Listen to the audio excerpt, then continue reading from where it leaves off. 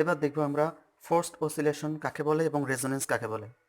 Forced oscillation, first আমরা ডেফিনেশনে যাই যে forced oscillations produced under the effect of an external periodic force of frequency other than the natural frequency of the oscillator are called forced oscillations.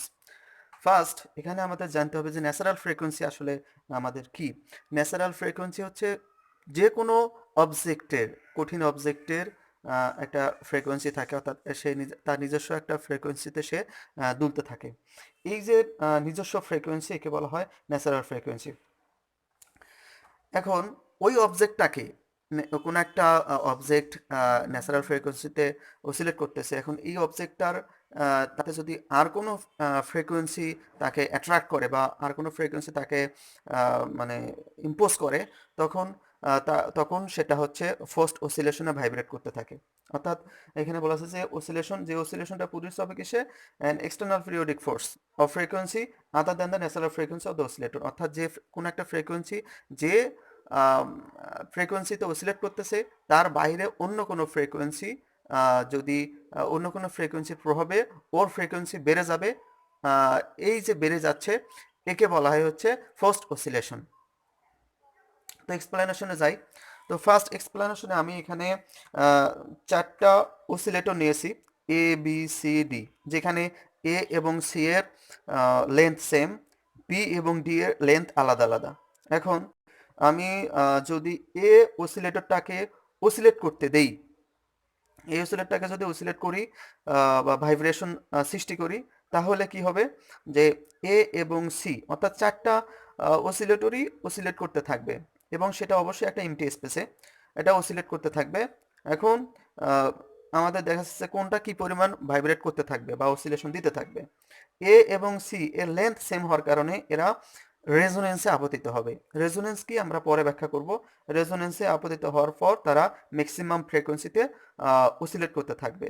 কিন্তু B এবং D এই দুটা length এসে আলাদা হওয়ার কারণে বি এবং ডি এদের যে ফ্রিকোয়েন্সি হবে বা যে অসিলেশন আমি পাবো সেটা হবে forced oscillation.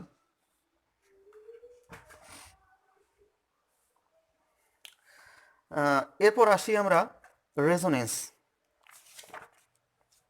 Resonance very important একটা ব্যাখ্যা। তো রেজোনেন্সের আগে আমাদের ফার্স্ট অসিলেশন সম্পর্কে কিছু এক্সাম্পল এবং রেজোনেন্স সম্পর্কে কিছু এক্সাম্পল আমি নিচে দেব। তার আগে আমাদের রেজোনেন্সের ডেফিনেশনটা জানা দরকার। আমরা বাস্তবে এটা জেনেছি যে রেডিও টিউন করা, যে রেডিও টিউন করতে করতে একটা ম্যাক্সিমাম যে শব্দ শোনা যায়।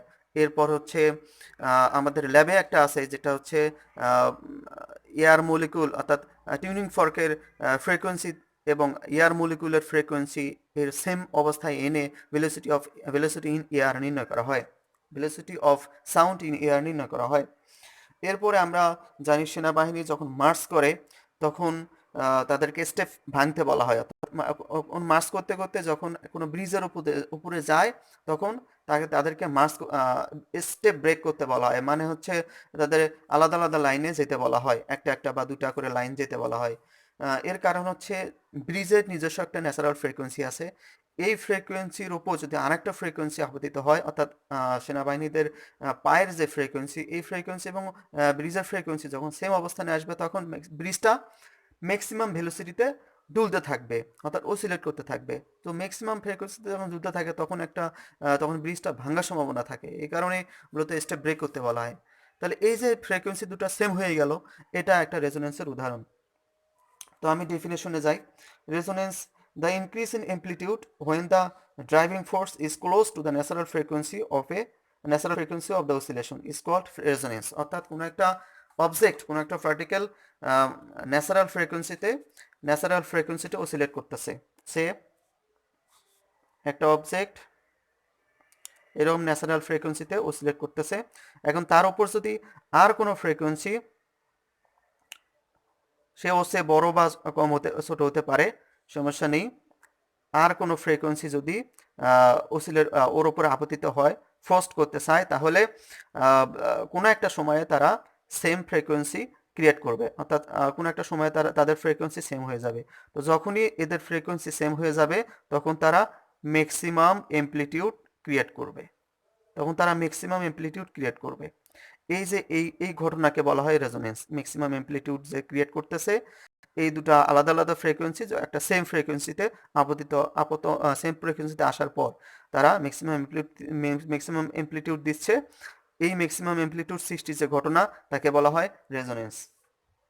তো আমি ফোর্সড অসিলেশন এবং রেজোনেন্সের কিছু বাস্তব উদাহরণ দেব, যেটা অলরেডি কিছুটা হলো বলেছি।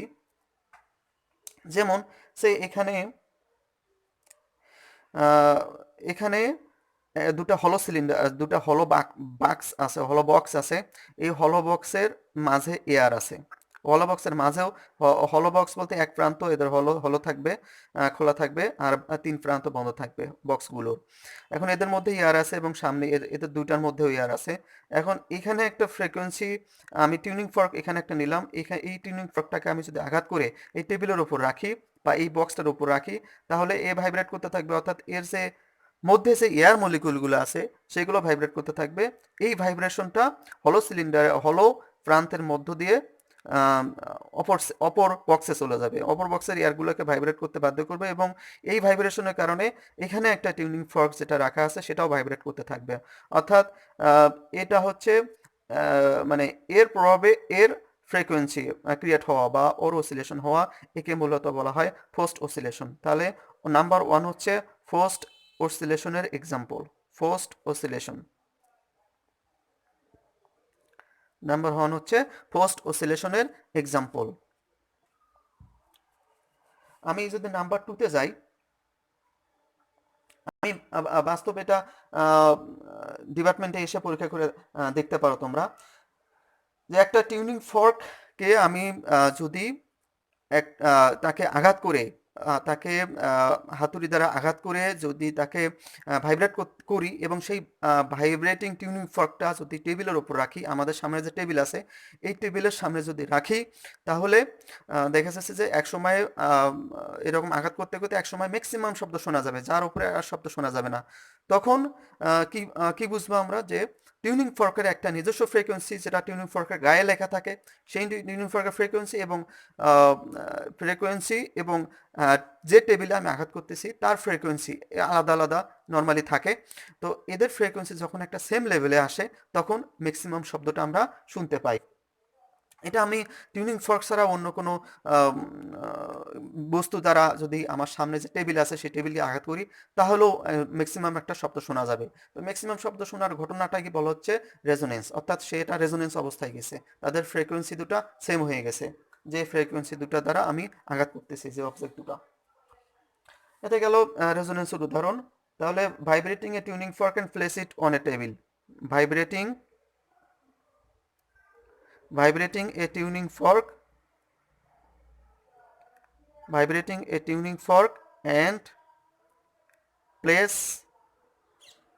placing it on table, এটা একটা এক্সাম্পল কিসের, রেজোনেন্সের এক্সাম্পল, রেজোনেন্সের example. So this is the resonance, this is resonance, অর্থাৎ এই যে টেবিলে আমি আঘাত করবো সেই টেবিলে এক পর্যায়ে ম্যাক্সিমাম শব্দ শোনা যাবে। সো এটা একটা রেজোনেন্সের এক্সাম্পল। নাম্বার থ্রি যদি আমি যাই, তাহলে আমরা সেনাবাহিনীর যে March on bridge, March on bridge আমি একটু আগেই ব্যাখ্যা করেছি।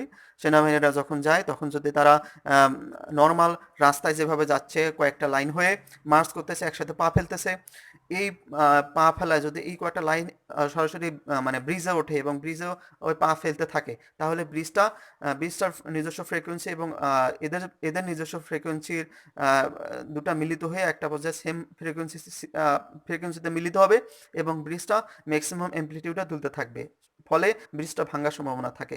তাহলে এই কারণে বলা হয় সেনাবাহিনীর সৈনিকদের বলা হয় যে তোমরা স্টেপ ফেলো, স্টেপ ভাঙো। তো March on bridge, this is another example of resonance, another example of resonance. এরপরে আমি রেডিও টিউনিং এর কথা বলেছি। আমরা যে কোনো এফএম বা যে কোনো চ্যানেল যখন আমি দেখা যাচ্ছে বিবিসি 100 FM, 100 মেগা এফএম, তো এই 100 মেগা যে ইলেকট্রোম্যাগনেটিক ওয়েভটা আছে, এই ওয়েভ অর্থাৎ রেডিওর সিগন্যাল যেভাবে আছে ইলেকট্রোম্যাগনেটিক ওয়েভ আকারে, ওর একটা নিজস্ব ফ্রিকোয়েন্সি থাকে, যেমন বিবিসির জন্য 100 ফিক্সড। এখন আমার যে রেডিও বা আমার যে রেডিও ব্যবহার করতেছি আমি, এই রেডিওর যে ফ্রিকোয়েন্সি আছে, এই ফ্রিকোয়েন্সির 100 মেগাহার্টজ এবং ইলেকট্রোম্যাগনেটিক ওয়েভ যেটা আসতেছে তার ফ্রিকোয়েন্সি যদি সেম হয়ে যায়, 100-100-এর যদি সেম হয়ে যায়, তাহলে আমি ক্লিয়ার সাউন্ড শুনতে পাবো। তো এই যে ক্লিয়ার সাউন্ড শুনতেছি, এটা মূলত হচ্ছে রেজোনেন্সের উদাহরণ। তাহলে radio tuning is another example of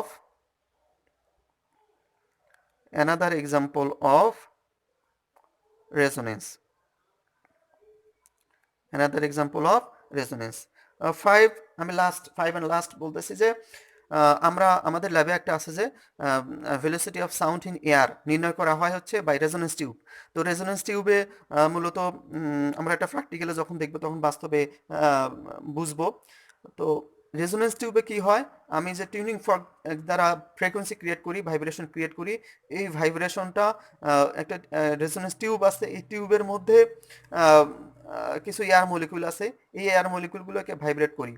অর্থাৎ এই টিউনিং ফর্কের যে ফ্রিকোয়েন্সি, এই ফ্রিকোয়েন্সির কারণে টিউবের মধ্যে যে এয়ারগুলো আছে, এই এয়ার মলিকুলগুলো ভাইব্রেট করতে থাকে। এখন যখন তাদের এই দুটার ফ্রিকোয়েন্সি যখন সেম হয়ে যায়, এয়ার মলিকুলগুলোর ফ্রিকোয়েন্সি এবং টিউনিং ফর্কের ফ্রিকোয়েন্সি যখন সেম হয়ে যাবে, তখন ম্যাক্সিমাম একটা শব্দ শুনতে পাবো। অর্থাৎ এই দুটার মিশ্রণের ফলে একটা ম্যাক্সিমাম সাউন্ড শুনতে পাবো। এই ম্যাক্সিমাম সাউন্ডটাকে বলা হয় রেজোনেন্স। এই ম্যাক্সিমাম সাউন্ড সৃষ্টির ঘটনাকে বলা হয় রেজোনেন্স। তাহলে রেজোনেন্স টিউবে